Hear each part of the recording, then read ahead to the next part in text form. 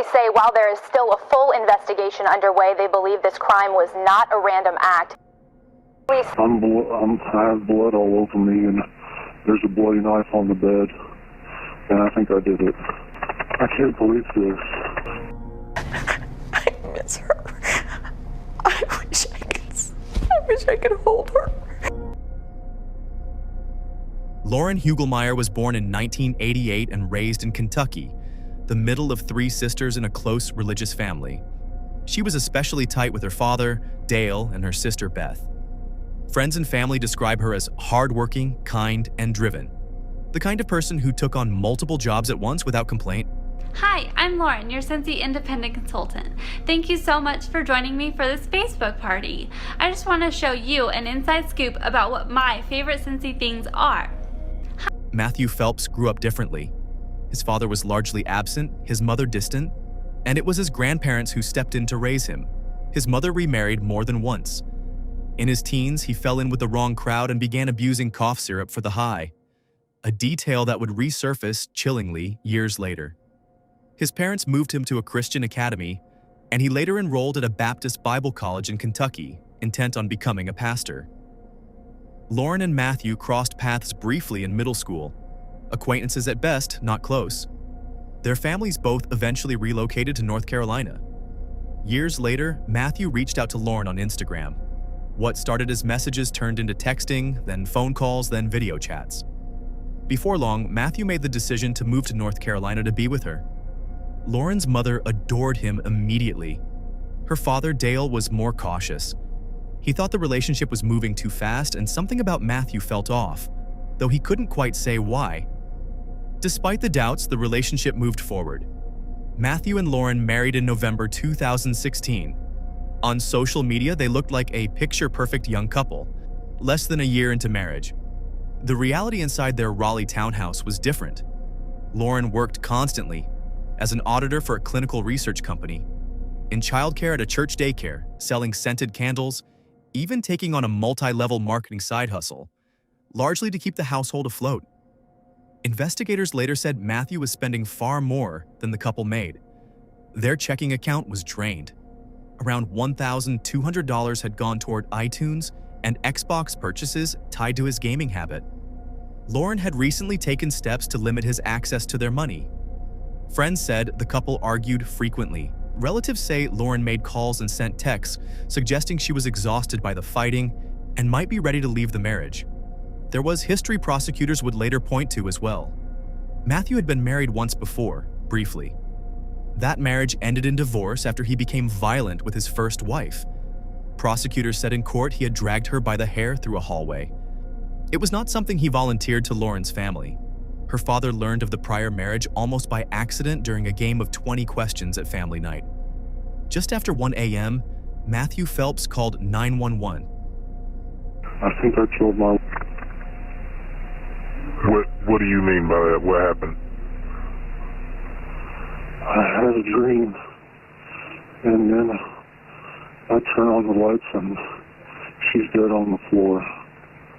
How? I have blood all over me, and there's a bloody knife on the bed, and I think I did it. I can't believe this. I can't believe this. Are you with the patient now? Yeah, I can see her.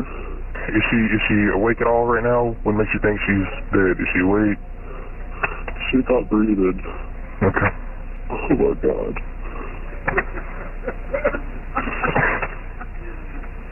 Okay, do you think she is beyond any help? I don't know. I'm too scared to get too close to her. Okay. When did you wake up? I don't know.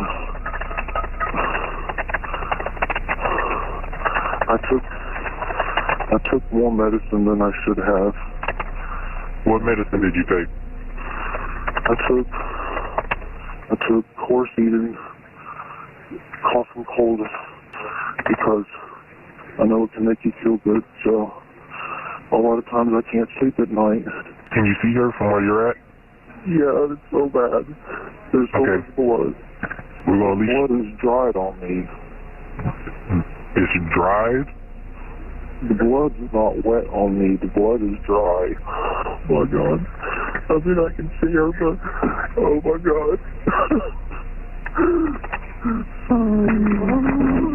No, he didn't deserve this. He told the dispatcher he'd taken a large dose of Coricidin HBP cold and cough before bed, something he said he did often to help him sleep, and that he had no memory of what happened after. He described waking up covered in blood, a knife left on the bed, his wife on the floor. Dispatch audio later reviewed by investigators showed Matthew sounding calm and coherent throughout the call, not panicked, not disoriented, despite the account he was giving. Police arrived to find Lauren Hugelmaier Phelps dead in their home. She was transported to WakeMed, where she was pronounced dead. Detectives were skeptical from the start. Coricidin can cause hallucinations at high doses, but nothing in the medical literature ties it to violent behavior. Bayer, the manufacturer, later said publicly there was no evidence linking their product to violence. Investigators also noted the knife had been left in a position that looked deliberately staged, alongside the cold medicine box, rather than consistent with someone stumbling on a crime scene they didn't remember causing. Court filings say Matthew began cleaning up the scene before he ever called 911.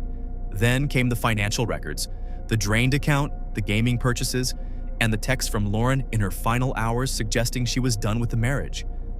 Investigators also noticed something telling about Matthew himself. Almost no blood on him beyond a few drops on his shoes and shirt. An autopsy report, made public roughly a year later, confirmed Lauren had been stabbed or cut with a kitchen knife 123 times. Wounds to her head, neck, torso, and arms, some 4 inches deep, one severing her left jugular vein. Most people seem shocked by the number of the stab wounds, but it also means different things to different people. Now, in the North Raleigh neighborhood where the murder happened, few, if any, neighbors knew the couple who lived there very well.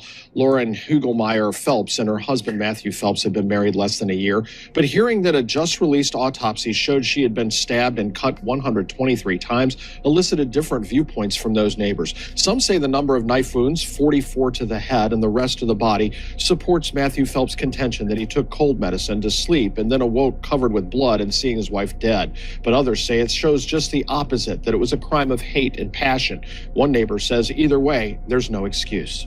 My feeling is you are in control of what you should be doing. It's just like I don't excuse somebody drinking a ton of liquor and then going out and driving. There is no excuse for this kind of behavior. But it was what investigators found in Lauren's own hands that told them the most. She was found clutching strands of hair, not her own. Investigators requested a sample of Matthew's hair to compare. She had defensive wounds as well, and none of her injuries had been inflicted after death. Whatever happened in that bedroom, Lauren had fought for her life. Matthew Phelps was arrested and charged with first-degree murder. Prosecutors said the death penalty was on the table. To a stabbing in Raleigh, we first brought you as breaking news this morning. Police say the victim in that crime is now dead. Officers found 29-year-old Lauren Ashley-Nicole Phelps with stab wounds at the Glen of Riverside complex just off of Perry Creek Road. That happened just after 1 a.m. Crews took her to WakeMed. That's where she died. 28-year-old Matthew James Phelps, her husband, is charged with murder. For more than a year, Matthew Phelps maintained his cold medicine account. Bayer, the makers of Coricidin, telling ABC News it continually monitors adverse events regarding all of our products and that there is no evidence to suggest that Coricidin is associated with violent behavior. Now, as Phelps, a former Bible college student, waits to be arraigned in court, a community coming to grips with the loss of a woman they describe as vibrant and gone too soon. She's going to be terribly missed. It's a tragic situation. We'll keep her in our hearts forever.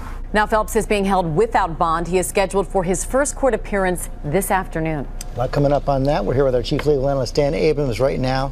Cold medicine. Yeah, a very tough defense to suggest that somehow cold medicine made you do it. The first thing you'd have to do is be able to have some medical literature, right, which would back up the notion that cold medicine can lead to these kinds of violent episodes.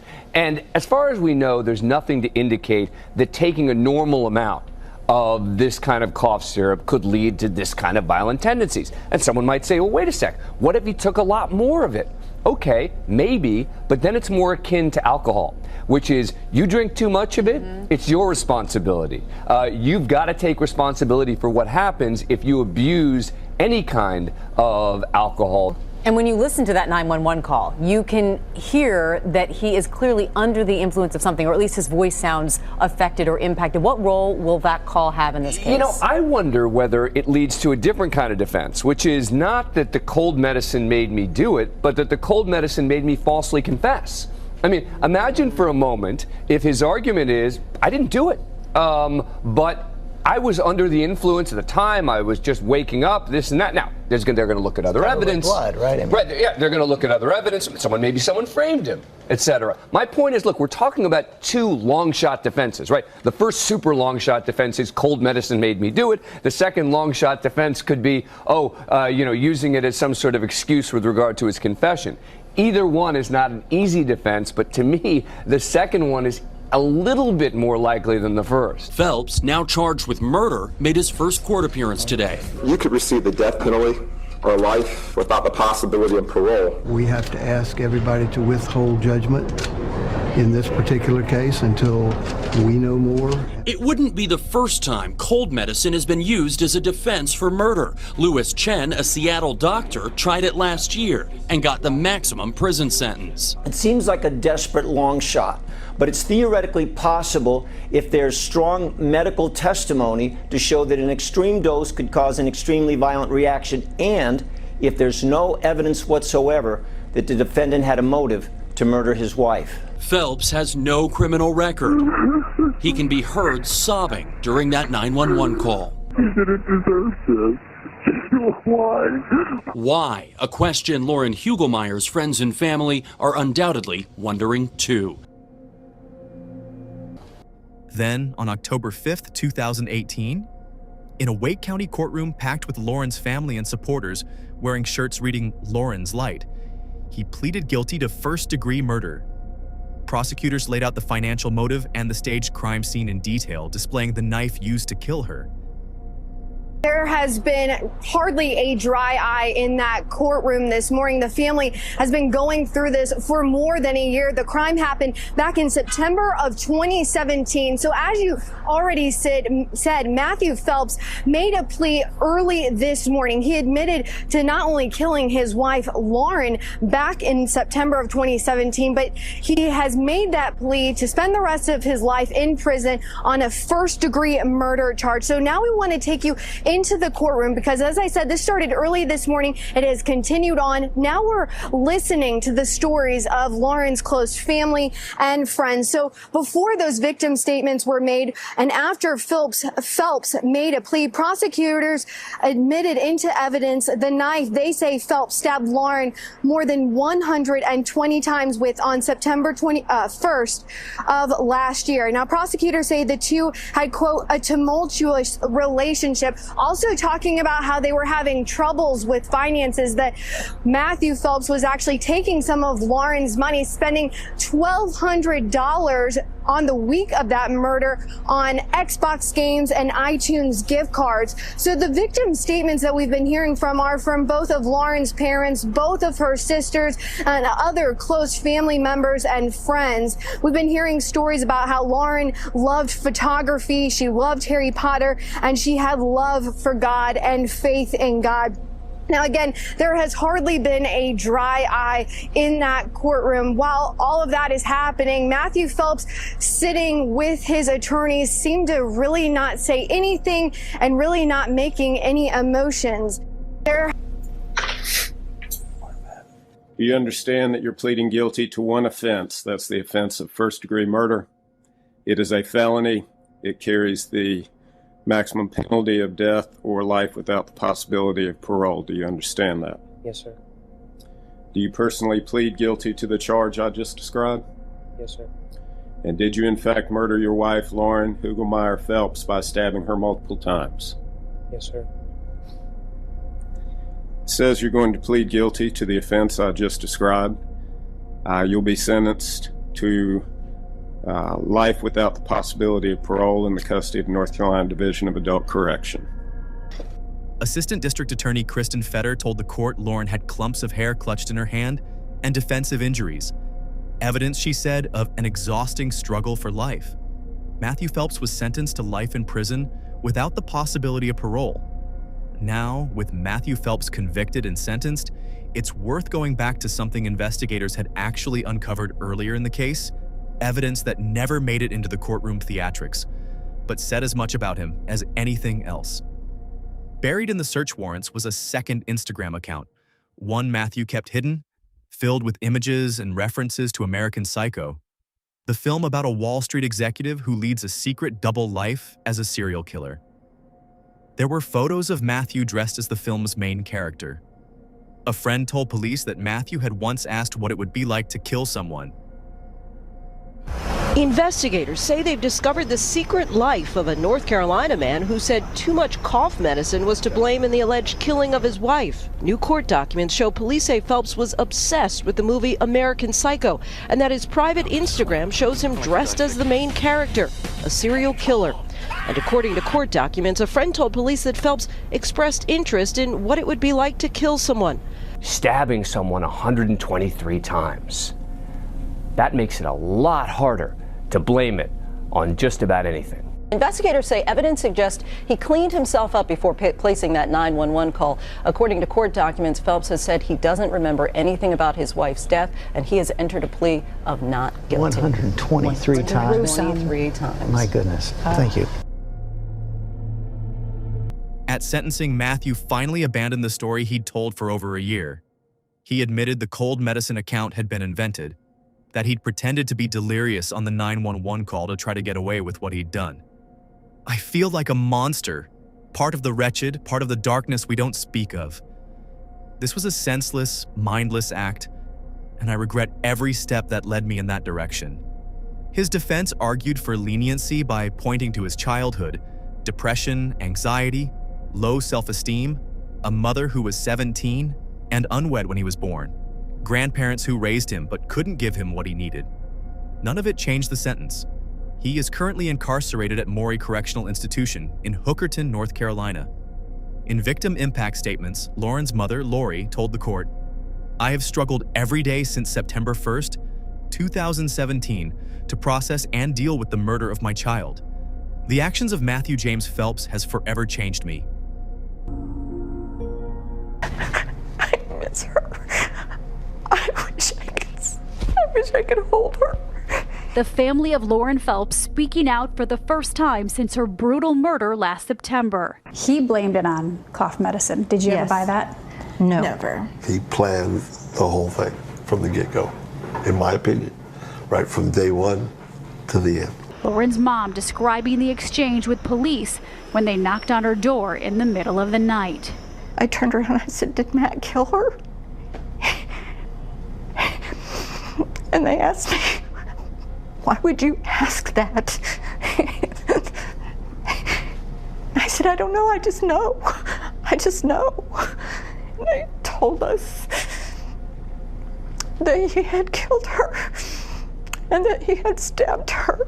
The police called him a monster, and we're talking about homicide detectives who see homicides every day. She was laying on her stomach in the floor. He was sitting on her back, stabbing her. He tortured her. He tortured her. Matthew will spend the rest of his life in prison without parole. In the courtroom, he stood up and he faced you and he apologized. I am sorry that I took away Lauren's life. Will you ever be able to forgive him? No, never.